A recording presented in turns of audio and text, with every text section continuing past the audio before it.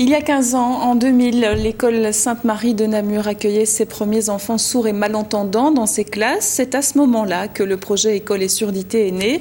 Aujourd'hui, la SBL poursuit ses objectifs au travers des classes bilingues. Un documentaire a été réalisé sur le travail mené, Les Funambules de Sainte-Marie, un film qui sera projeté le 20 janvier à l'université. Sophie Broodkorens et Fabien Broé.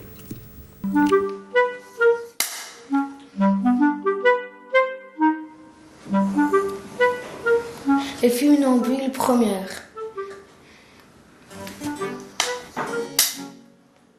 « 35 élèves sourds ou malentendants sont aujourd'hui inscrits à Sainte-Marie. Le projet de la SBL École et surdité se poursuit. Au bout de 15 ans, le travail a porté ses fruits. Et c'est bien cela que l'on veut montrer aujourd'hui au travers de ce documentaire.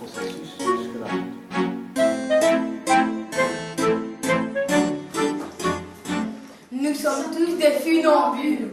Oui, ça nous paraissait maintenant le moment de pouvoir maintenant s'ouvrir vers l'extérieur et communiquer notre travail pour tout ce que cette manière de fonctionner a pu créer, a pu mettre en place au niveau pédagogique et linguistique. C'était le moment maintenant de pouvoir mettre en place toute une série de petites choses pour pouvoir communiquer la manière dont nous travaillons. Le film est un des maillons de cette communication. Ce documentaire a été réalisé en collaboration avec l'université. Il s'adresse à tous, aux sourds et aux entendants. Ce qu'on ne voulait pas, c'est que ce soit un film pensé soit en français, soit en langue des signes. On souhaitait vraiment que ce film soit pensé dans les deux langues, comme ce qu'on fait en classe en fait. On voulait qu'il soit vraiment le reflet de ce que nous faisons en classe, c'est-à-dire que le français ne prévaut pas sur la langue des signes et inversement. Autre enjeu, les questions d'avenir. La SBL se bat pour rendre le projet structurellement possible au-delà de la 2e secondaire. Après, c'est le néant. Or, les enfants restent sourds, or leurs besoins restent les mêmes.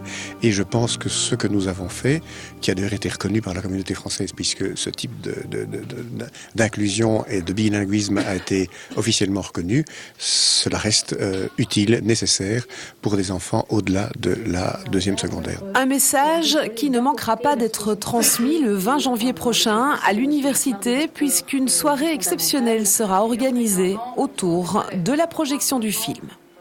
Voilà, et l'événement est gratuit, il se déroulera à l'auditoire Pedro Arrupe. Il reste des places, mais attention, les inscriptions sont obligatoires. Un numéro de téléphone pour les réservations, le 0484 24 91 70.